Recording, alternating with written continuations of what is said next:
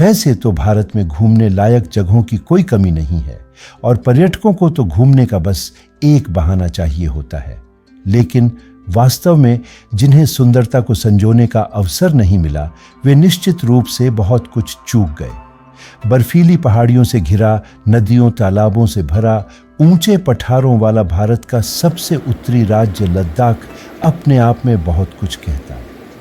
मैं आपका मित्र रुद्रदेव हूं और आज मैं आपको कुछ साहसिक यात्रा पर ले चलूंगा जिसका सरल शब्दों में वर्णन करना संभव नहीं है।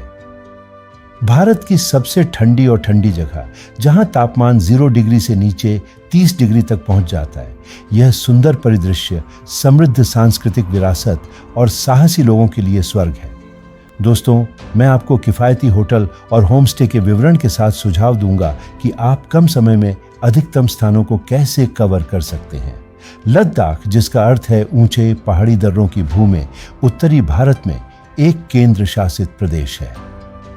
दोस्तों, अपना लद्दाख द्वारा शुरू करने से पहले मैं आपको कुछ बहुत ही महत्वपूर्ण बिंदुओं और सरकारी नियमों के बारे में बता दूं। इसकी अधिक ऊंचाई के कारण यहां आने वाले पर्यटकों को एक्यूट माउंटेन सिकनेस का सामना करना पड़ सकता है और उन्हें राजधानी लेह में उपलब्ध ऑक्सीजन सिलेंडर अपने साथ रखना होगा। इसके अलावा उड़ान से आने वाले पर्यटकों को अनुकूलन के लिए उसी दिन आराम करना चाहिए। अपने आप को आरामदायक रखने के लिए गर्म स्वेटर, यूनी जैकेट और डाउन या सिंथेटिक से भरे इंसुलेटेड जैकेट पैक करें। यह नवंबर की शुरुआत थी। लद्दाख में ठंड ने पहले ही जोरदार दस्तक दे दी है। हमने अपना शीतकालीन सामान पैक किया और दिल्ली से लेह के लिए सुबह की एयर इंडिया की उड़ान AI 445 पकड़ने के लिए टर्मिनल T3 पर पहुंचे। यह दिल्ली से टर्मिनल T3 से सुबह 6:45 बजे रवाना होने वाली थी। उसी रूट पर इंडिगो, स्पाइस जेट जैसी अन्य उड़ानें भी हैं, लेकिन प्रत्येक वयस्क के लिए 25 किलोग्राम सामान की अधिक सीमा के कारण हमने एयर इंडिया की उड़ान को प्राथमिकता दी। एक उड़ान से लद्दाख के पहाड़ों और बर्फ की चोटियों के मनमोहक दृश्य वास्तव में विस्मयकारी है। जैसे ही विमान इस ऊंचाई वाले क्षेत्र से ऊपर उड़ता है, यात्रियों को प्रकृति की भव्यता का दृश्य देखने को मिलता है।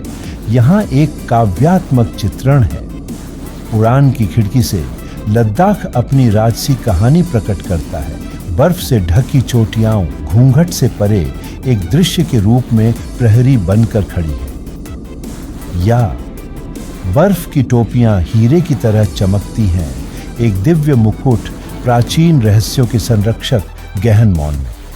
खराब मौसम के कारण हमारी उड़ान में देरी हुई और हम अंततः सुबह 8:20 के बजाय लगभग 11:30 बजे लेह हवाई अड्डे पर पहुंचे।